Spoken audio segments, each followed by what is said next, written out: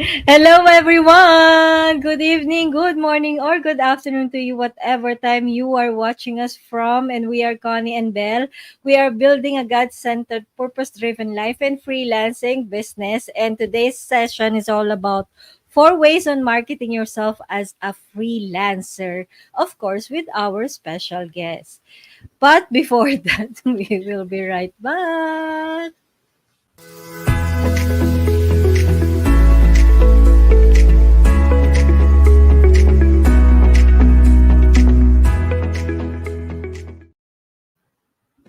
Okay, again, we are Connie and Belle, and we usually go live Mondays, Thursdays, 9 p.m. Manila time. And Sis Belle will share with you. Ay, teka lang. Magdasal muna tayo pala. Sorry naman. Peace, peace. Let's have an opening prayer first. Let's remember that we are in the presence of God. In the name of the Father, the Son, the Holy Spirit. Amen.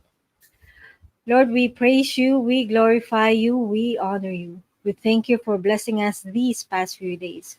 We're grateful for all the resources and the people you're sending our way so we can bless others and do what you called us to do. We ask for forgiveness for every wrongdoings we committed. We lift up to you every person who is watching and listening to this podcast. We pray that you open their hearts and minds so that whatever we share with them will create an impact on their businesses. We also lift up to you Belenai, as well as special guest Sarah. Pour out your Holy Spirit in us so we will continue to have the courage to say the right words, to share what you're teaching us with the goal of telling your truth. Help and remind us, including our sisters and brothers, that we are building and thriving in our businesses to glorify you and serve the people we work with. We believe that whatever success we have, we owe it all to you. All this we pray in Jesus' name. Amen. In the name of the Father, the Son, the Holy Spirit. Amen. There. So our topic for today's session is again 4 ways on marketing yourself as a freelancer. So go ahead, Sis Belle. Your turn na. Teka lang, introduce na ba o sabihin ko muna Sabihin mo muna. kung anong And ginagawa then, natin. i-continue mo na. Yep. Yes. Di mo ma-promote yung book Ayun mo. pala. Sige, sige, go. Are you with Earth Calling Cons? Kasalanan ng solar eclipse yan. Hello mga kapatid! So, for the benefit of those who are seeing us for the first time, Connie and I go live every Monday and Thursday, 9 p.m. Manila time. Every Monday, we do our live praise and worship session. So, kung wala naman kayong ginagawa on a Monday night, join us na mga kapatid. Let's all worship the Lord every Monday, 9 p.m. Then Thursdays, we talk more about freelancing, about digital marketing, about our work as virtual assistants. So if you're interested to learn how to earn online na legit, stick to our channel. And we also interview guests like what we're going to have tonight, para ano ba to, parang pati ako na lost tuloy dito kay Cons. Nakakahawa. So these are freelancers from the different niches, different industries. So if you're interested to learn more, join us every Thursday at 9 p.m. Manila time. Yes. So, if hindi pa kayo na-subscribe, subscribe na ha. Yes. And speaking of freelancing, of digital marketing, of virtual assistant business, feel free to visit conniezabala.com/va book to get to know more information about this book. Just visit again conniezabala.com/va book. And if doubt ka pa, gusto mo ng patikim, patikim talaga. So feel free to visit bit.ly/VA free chapter. So may free chapter naman. Go ahead and try that one. There. O sige, ikaw na talaga. Yes. So excited na rin ako dito sa topic na to kasi ito yung madalas na overlook ng mga freelancers eh. So our Yes. special guest for tonight is not only a social media manager and strategist, but is also the brains behind the freelance brand Buzz Socials. Tonight she'll be sharing insights on one of the most important aspects of freelancing, as I mentioned earlier, which is marketing yourself.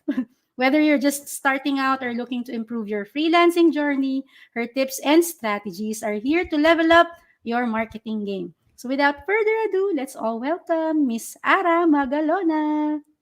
Yay! Teka, open mo muna yung camera mo bago ko Yeah. Ayan. There! Welcome, welcome! Thanks for having me.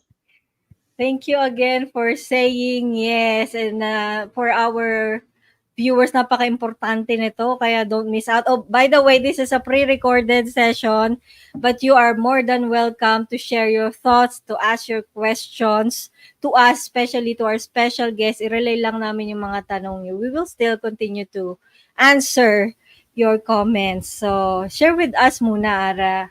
Ano ba ang story? What's your situation before you started freelancing? So before I started freelance, I'm still a student.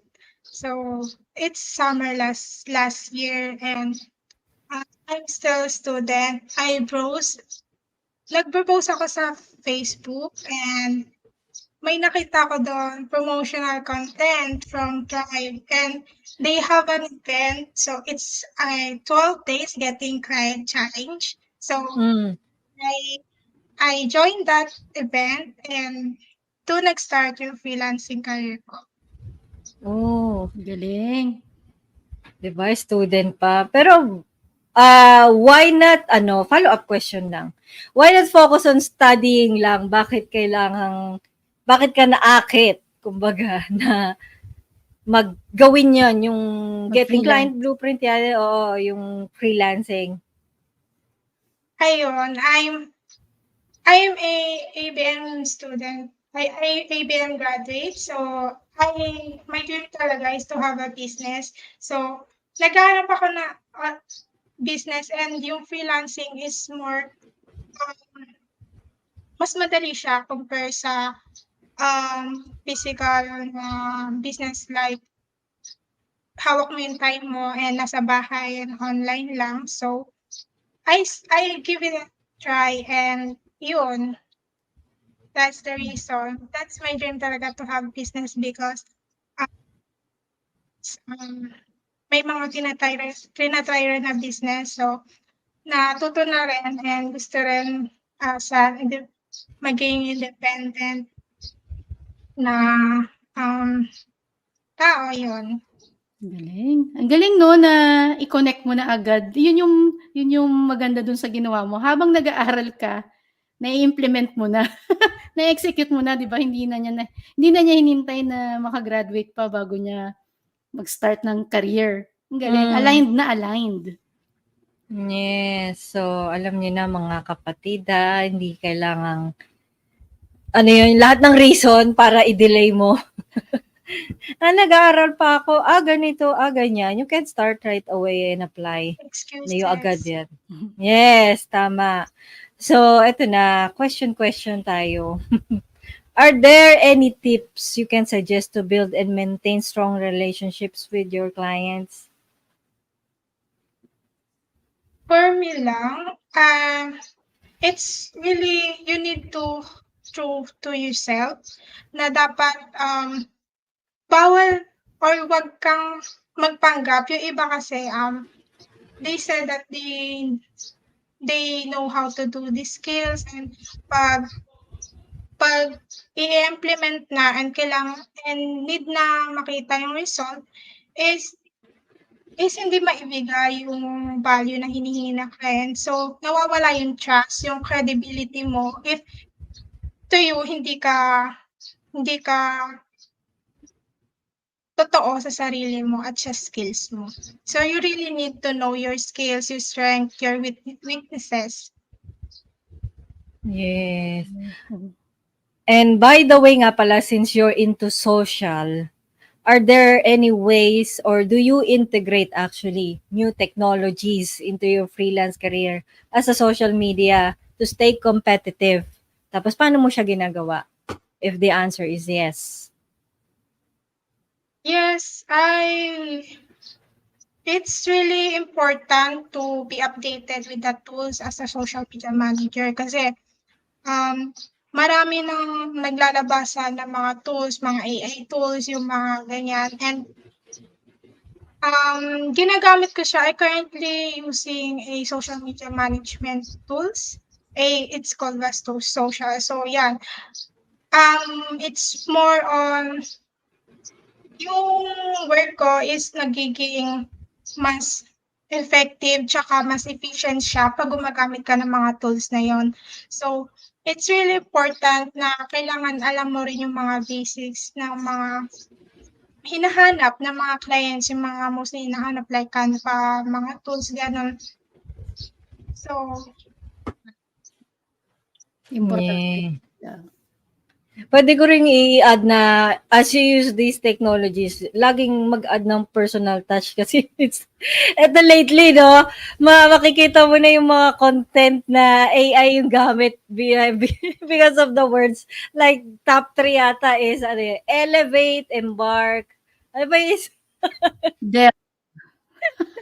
Delve in. Yun, delve. Landscape. Landscape. Digital landscape. Unlocking, mga ganyan. Unsomething, yung mga ganyan. So, we don't discourage you. In fact, talagang kailangan nating mag-adjust sa technologies. Pero naman, personalize naman. Wag copy-paste and yung parang alamin yung voice nung binibigyan nyo na content. Nakakaloka. Actually, ano na siya, sobrang halata na pag yung mga content galing sa mga tools na gano'n. So, Pati nga yung hinahanap pagkakapwesto ng ng pati pagkakapwesto ng mga emojis. Nahalata na mga kapatid, ha? FYI. Hindi pa ako maano niyan, ha? Hindi pa ako ma-chat GPT na lagay na to. Lalo na, every paragraph may dulo emoji. Ay, nako. Obvious na. Pero, wait lang. Mabacktrack ako ng sandali, Kasi gusto ko i-highlight yung unang point na shinare ni Miss Ara about yung hindi pa kayo maging upfront kung hindi pa kayo expert. Hindi na, yun yung gusto rin naming ulit-ulitin dito sa platform namin ni Sis Cons. Hindi kami believers nung fake it till you make it. Kasi ang hirap, 'di ba? Mahirap. 'Di ba, integrity, mga kapatid, yun yung pinopromote natin dito. Kung mas mamahalin pa nga kayo nung clients, 'di ba? On the contrary, mas ma-appreciate pa nila kung naging honest kayo from day one. So yun lang. Kasi yung iba kasi ang turo is magpanggap. Mahirap. Oo, iba yun. Iba ibig sabihin nun. Iba yung visualizations sa doing the work as a freelancer. Anyway, eto, next question. Looking back at your freelance journey, what projects or accomplishments are you most proud of and why? Looking back, I'm most proud of in my first project. Yun, nagsisimula pa lang talaga ako. Yung as in, wala pang alam kung ano ba yung social media management because hindi naman ako sumali sa mga course or hindi naman ako nag-acquire ng course. Nag-self-study lang ako sa mga YouTube, sa mga Facebook, ganyan. And ang daming free resources, kaya I use that and I need to be, skeptical sa mga paggamit ng mga free tools kasi ang dami talaga. So, ayun, I'm most proud of that. Kasi umpisa pa lang talaga, I don't have belief to myself. So, with that, I gain more confidence and ayun talaga yung way, lalo-lalo na nung nagkaroon ako ng business, mas napalapit ako kay God. So, yun. Wait lang, follow-up question, sister. Yung sa dami nung mga niche, kasi siguro may mga nakikinig na mga aspiring freelancers ngayon. Sa daming mga niche out there, anong meron sa social media strategist or management yung nag-attract sa'yo dun sa industry na yon? Bakit social media management? Actually po, dapat niche, dapat skills email marketing. So, hindi talaga ako ma-post na tao sa social media.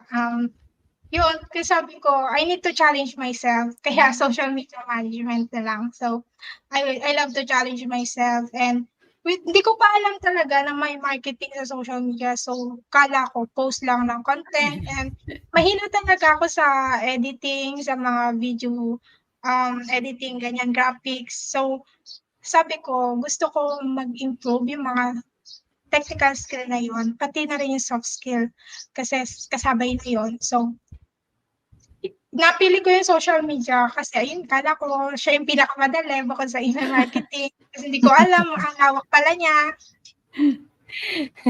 Ang galing ni Ara, no? Laging parang hitting two birds with one stone. Parang yung kanina, mag-freelance na ako habang nag-aaral. Tapos ngayon, para ma-overcome niya yung challenge na hindi siya social media person. Ito na lang. Ang galing eh. So, hindi siya, dahil gusto ko, di ba? Hindi siya gano'n. Minsan may ibang reason. Kaya yung mga nakikinig sa atin, ha? Iba-iba ang reason to Yes. do it. Ayan.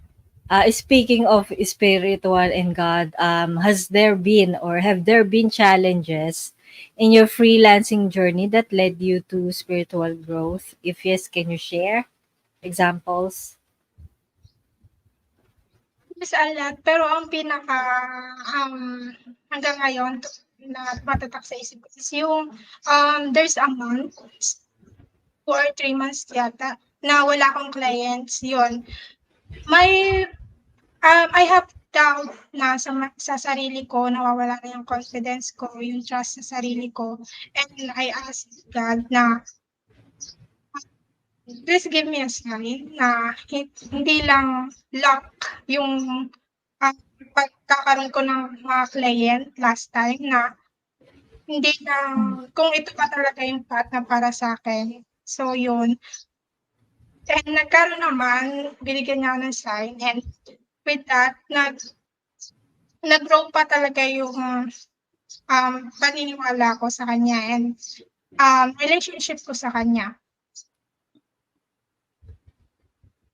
Galing. Actually, feeling ko naman lahat for those who are starting, magkakaroon ka talaga ng point sa journey na yon na feeling mo, ito ba talaga? So, it's up to us and syempre kay Lord, dapat hindi lang us with God, yung ibig ko sabihin. For us to know kung saan tayo pupunta. Kasi pag puro sa atin lang, parang ako, anong gagawin ko? Anong gusto kong mangyari? So, maganda yung halimbawa na sinabi ni Ara na mag-pray ka, ask God. Hindi naman madamot si Lord. Actually, nandiyan lang siya sa tabi mo. Tayo lang yung di nakakakita or di natin siya inaalaw na pumunta sa atin. Yes, oo, yun. Kaya, nasa sa atin yun.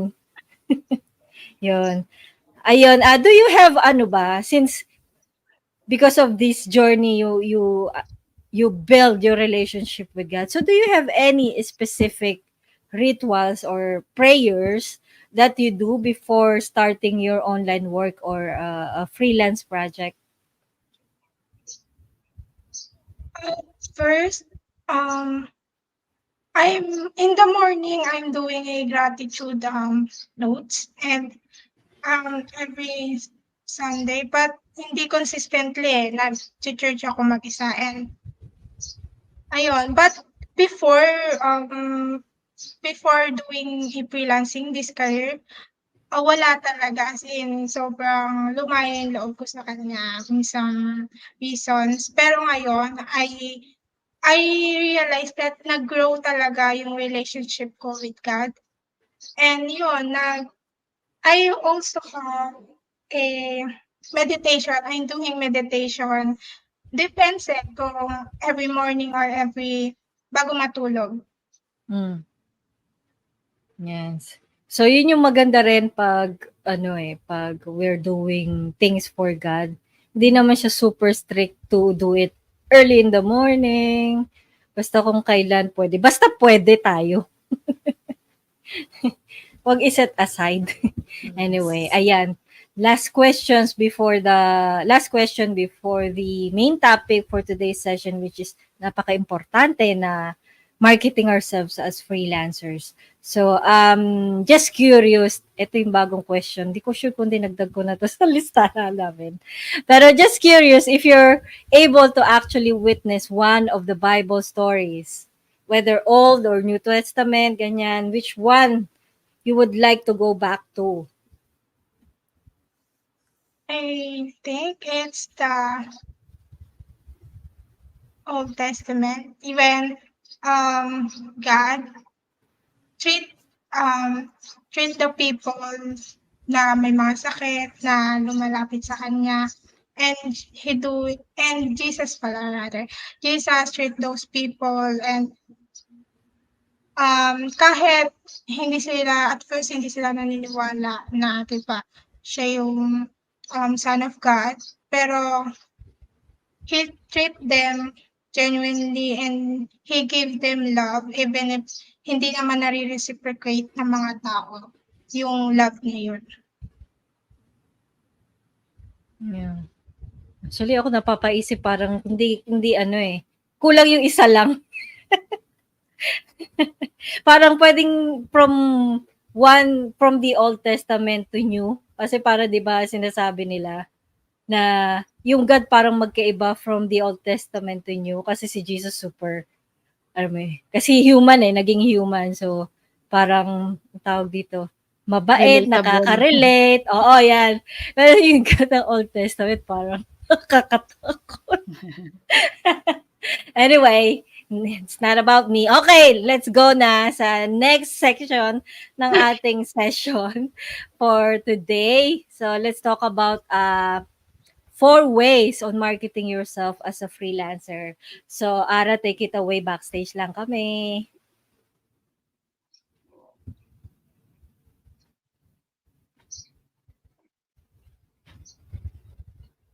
Visible na po ba yung slide? Yan. Ayan, yan. So, yung edit ko is na dalaw. So, here I'm Arabella Grace Magalona, Ara for short. I'm a social media manager and strategist. My niche is health and fitness coaches, businesses, and brands. So I'm in a health and fitness industry. So I have a brand, as you can see. The name of my brand is Buzz Social.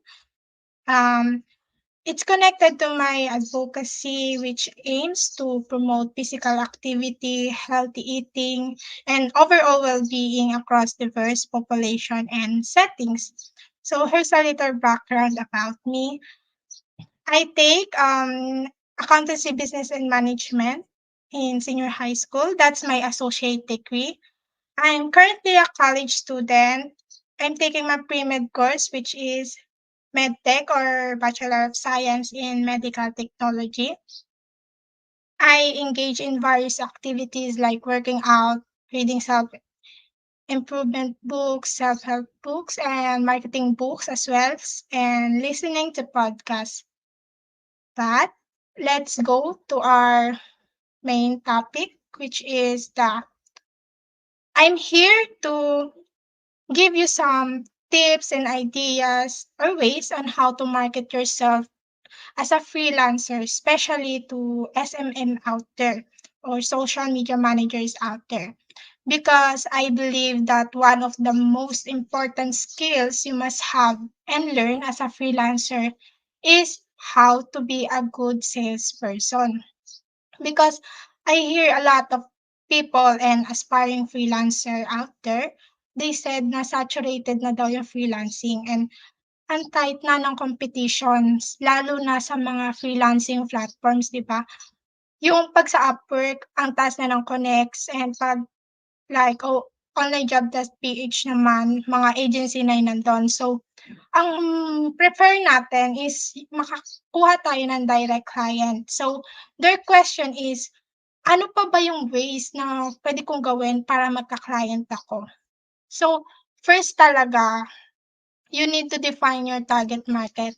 Ito yung unang-una at paulit-ulit na name-mention is define your target market and the client you want to serve or industry.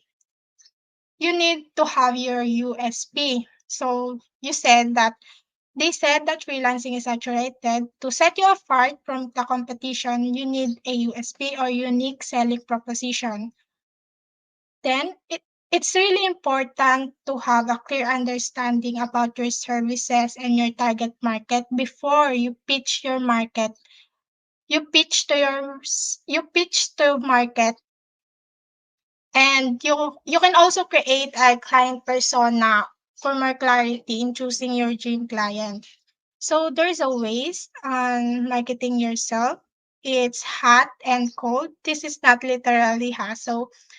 In hot, you will get clients inboundly, and in cold, you will acquire clients outboundly. My tip number one is content. This is included in hot, and yung content talaga ang pinaka-practice 'pag beginner and aspiring freelancer ka is organic content.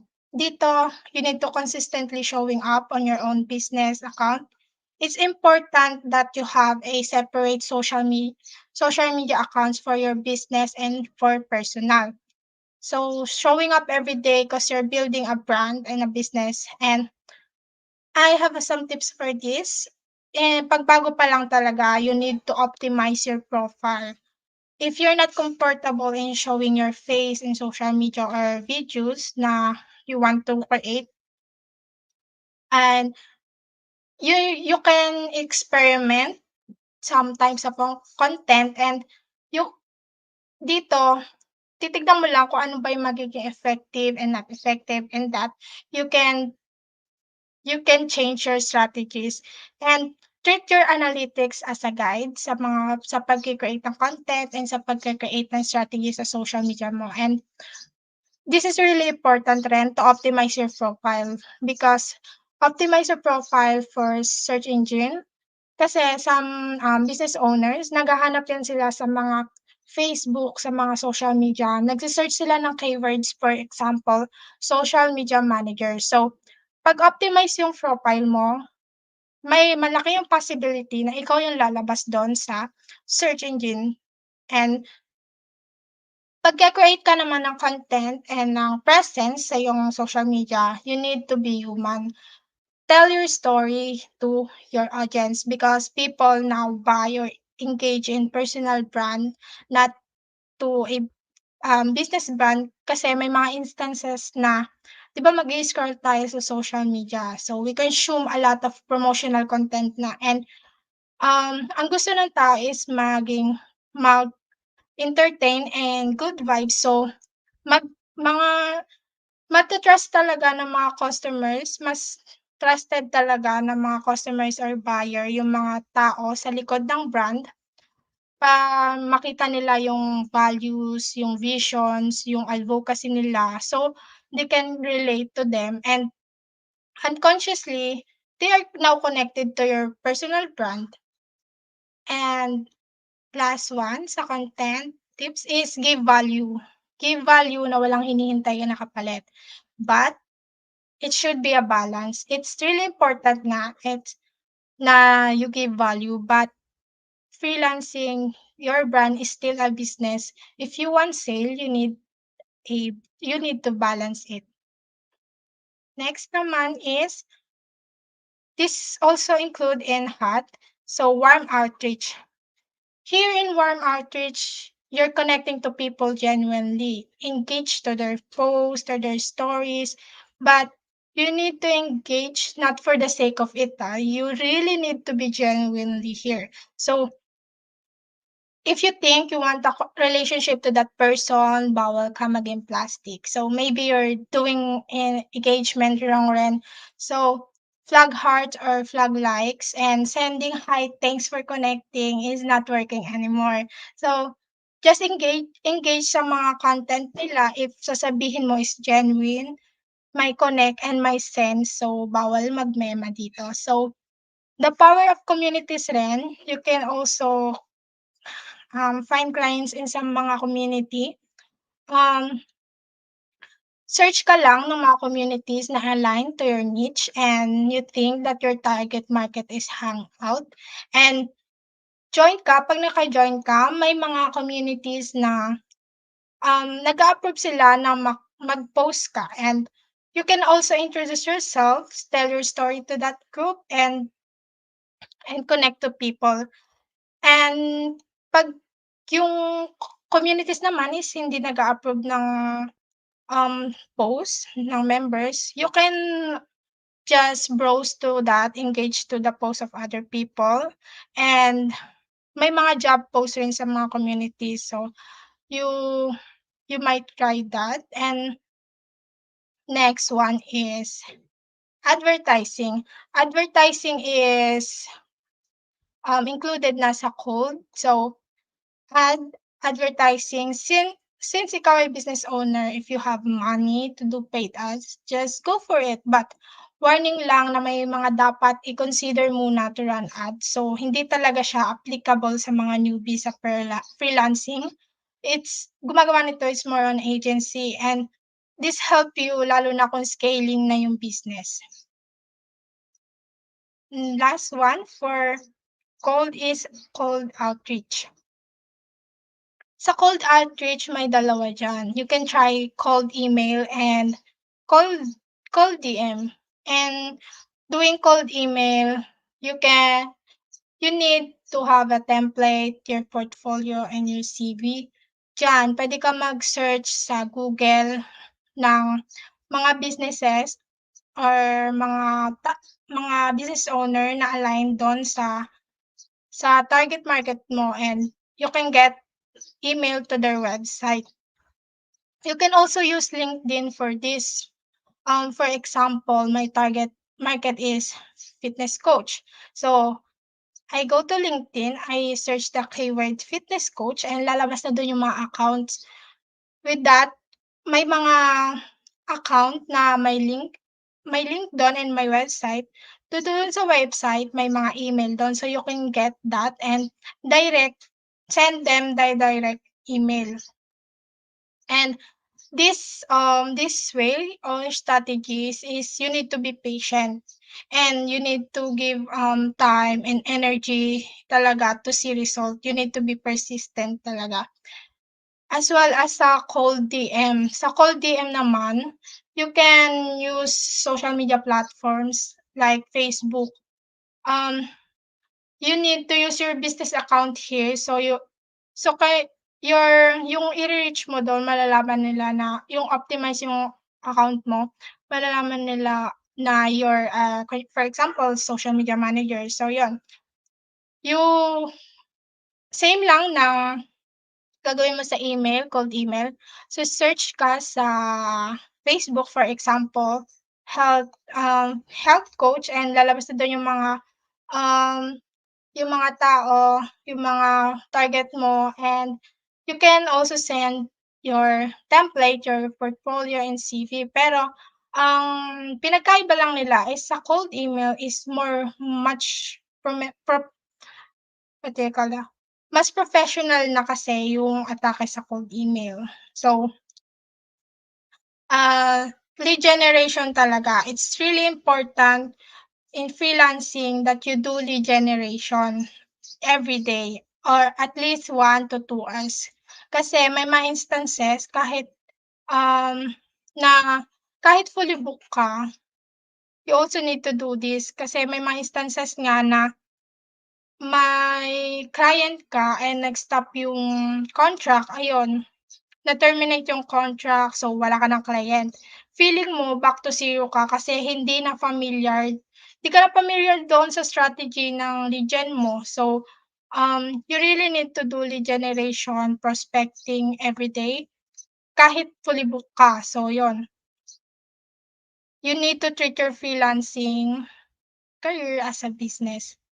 And lastly is to have trust, faith, and belief to yourself, to your services, and to God. You can market yourself without trusting and believing to yourself and to your services.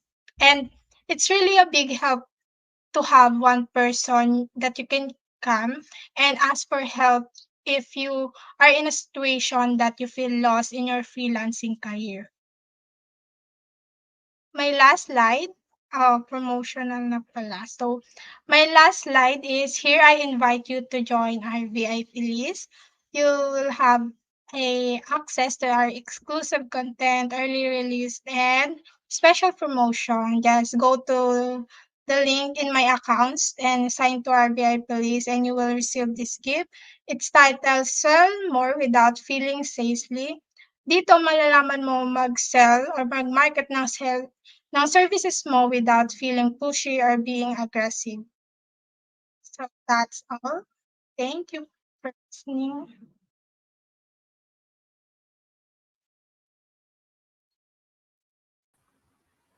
Yay! Nakamute ka, sis. Ay, sorry. Yay! Parang natatamaan yata ako.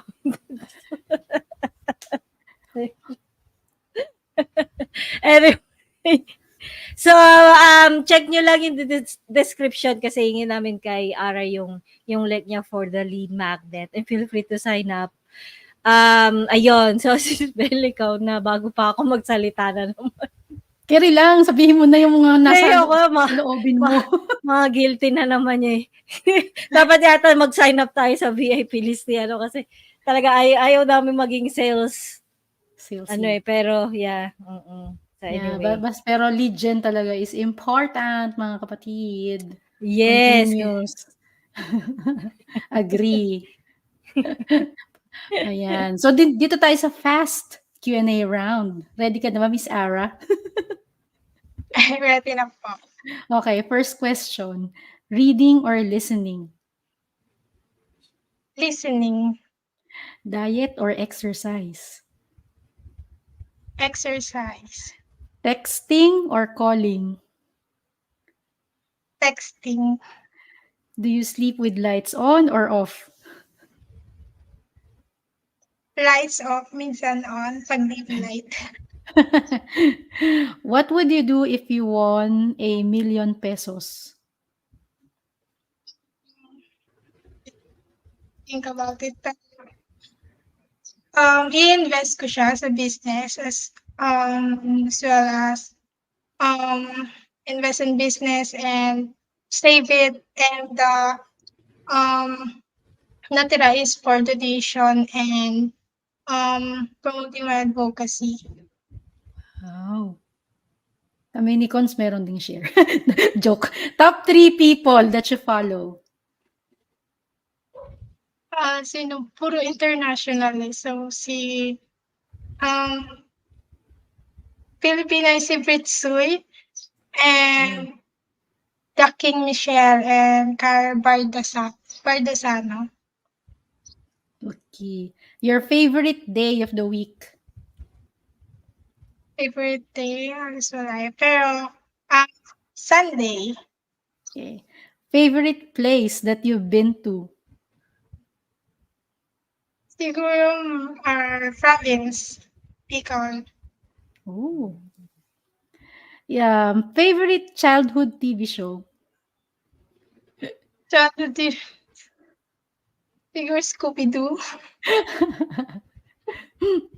If you could travel to any place on earth, where would you go? To Amsterdam. Wow. Ganda. Yeah. Bucket listed. What is prayer to you? Prayer to me is building relationship to God. Yeah, do you have a go-to worship song? Baka pwede mong i-share sa amin. It's Stantal Ocean. I'm sorry, naputol ka, sis. The title of the worship song is Ocean. Oceans. Okay. Pahil song. Okay. Next question. Ask permission or beg for forgiveness?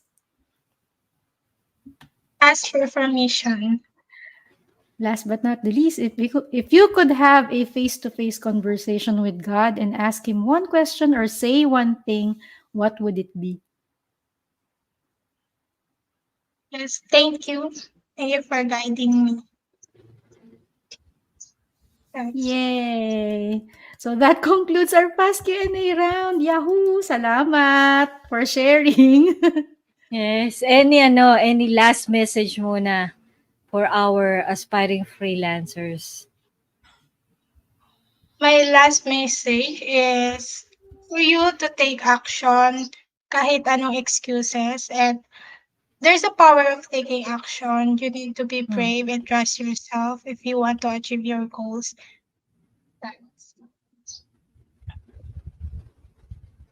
Actually, curious ako sa wait lang, bago tayo. Hmm. Naalala ko kasi fitness nga pala yung, fitness coach yung market mo. Na-curious lang ako. Yung clients mo ba dito local or international?